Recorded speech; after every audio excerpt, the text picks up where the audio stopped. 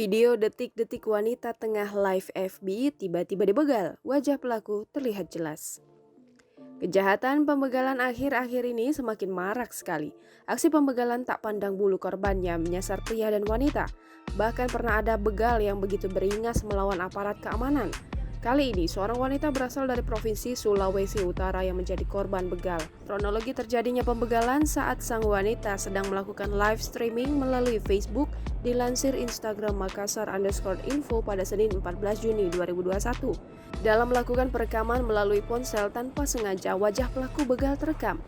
Rekaman video memperlihatkan dua wanita berboncengan mengendarai motor.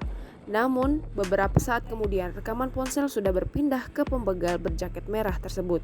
Sang pelaku begal tak sadar jika ia terekam saat sedang mengendarai motor. Ekspresi yang ditunjukkan oleh pembegal tampak begitu menyeramkan dengan mata melotot dengan maskar hitam. Kemudian, rekaman live streaming pun mati usai memperlihatkan wajah pembegal.